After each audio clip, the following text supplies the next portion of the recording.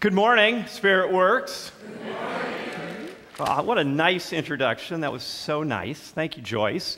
And I want to let you know what a pleasure it is always to come up here and speak at SpiritWorks, because there's such a nice vibe up here. And, you know, I'm sitting in a room full of ascended masters, so I really don't have to work too hard to get the message across to all of you.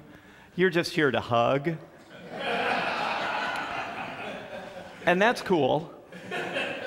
I'll just be the guy that does his minister thing in the middle of your hugging, and then I'll get off and you can get back to hugging again.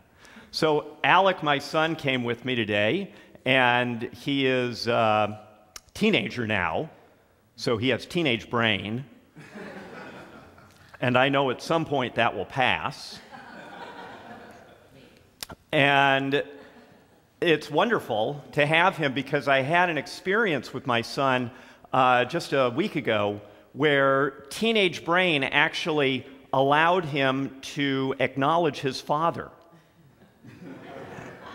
and to say something nice about his dad. And he overcame teenage brain to do that.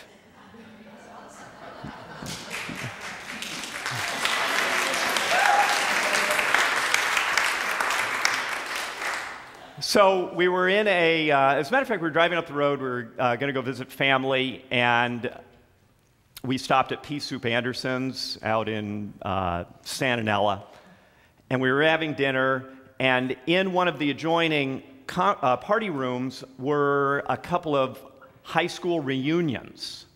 And so they were in there, and they were doing their thing and having a great time, and we were walking out the door, and Alec is kind of peering in, and he's looking in there, and they said, you know, welcome, class of 19, and I'm not going to put numbers and things like that into that, because I don't want to do that. And he looks in there, and he goes, God, Dad, look at all those old people in there. And I looked in there, and I looked at the banner, and I said, well, that's interesting, son, because they all graduated 4 years after me. And he really quick did the math, and he does a double take, and he looks at me, and he looks back in there, and he goes, you're amazing.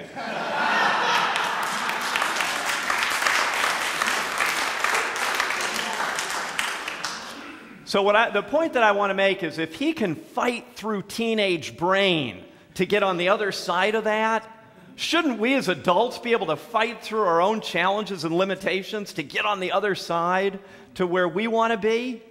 That's monumental for him, because the neural pathways just don't work that way. Acknowledge parents, reject. Back to Call of Duty.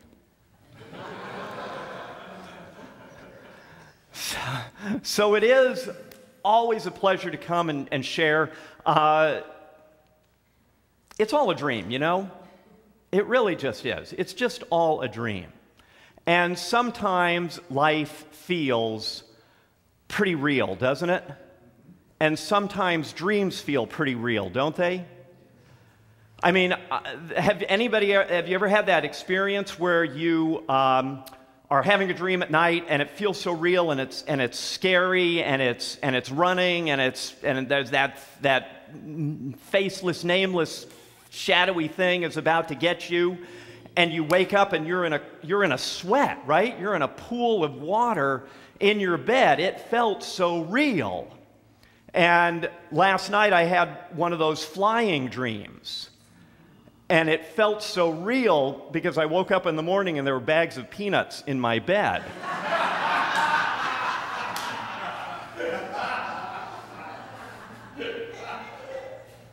I'll be here all week. Thank you.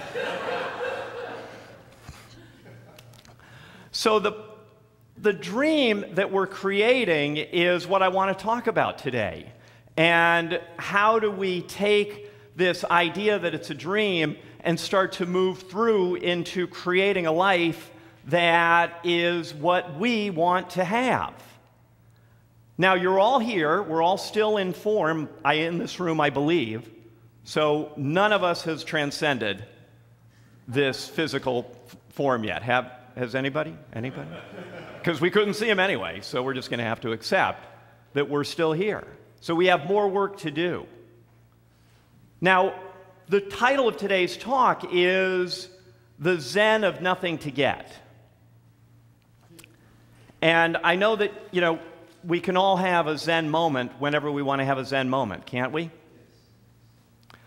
I had like a truly Zen moment when I walked into the sanctuary, and here I see all my friends from the Los Angeles area surprised me and decided to show up and be participants in today's gathering. I mean, I'm so blessed. And it was such a Zen moment for me, because in that moment, I turned, I saw my friends, and I totally lost track of what I was going to say today. So I have no idea what I'm going to say at this point in time, because I got so zenned out by seeing their faces. But thank you for being here. It's so wonderful. Well, what's a Zen moment? Let's take a moment of Zen right now. And I want you to think about this.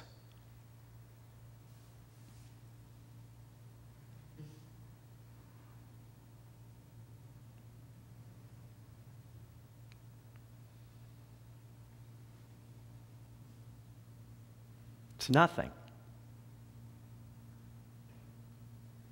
You're not thinking about anything. There's nothing. In this moment, there's nothing. There's nothing to get. There's nothing that you think that you don't have to get. And there's nothing that you think that you don't want to get. There's nothing. So much of our time we spend chasing something to get. Is anybody trying to get anything in this room? Are you trying to get a job? Are you trying to get money? Are you trying to get a relationship? Are you trying to get better? Are you trying to get well? What if I said that you already were all of the things that you're trying to get?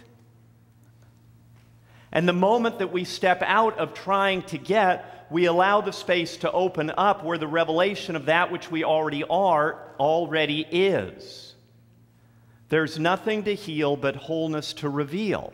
The Zen of nothing to get allows us to stand in the consciousness that we already are that which we are claiming not to be. It's a totally different way of running your life. Now, on the flip side of that, how many people are trying not to get something? How many people are trying not to get sick? How many people are trying not to get poor?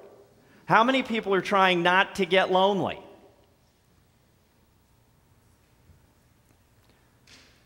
Do you understand? We're either trying to get something or we're trying to not get something. And there's nothing to get. I was in Vons yesterday, and Vons is a very interesting place. I love the looks on your faces right now. Because your faces are all screwed up. They're like Scooby faces. You're going, oh, what are you talking about?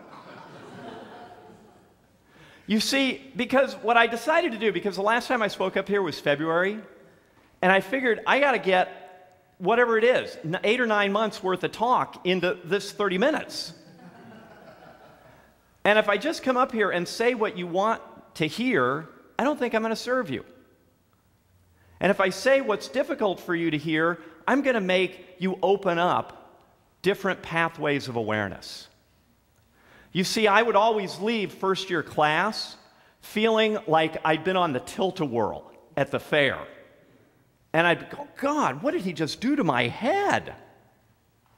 It was like Harry loosened my brain from its stem.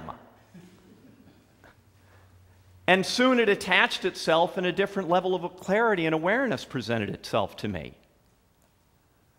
You know, Emerson said you got to rattle a few cages.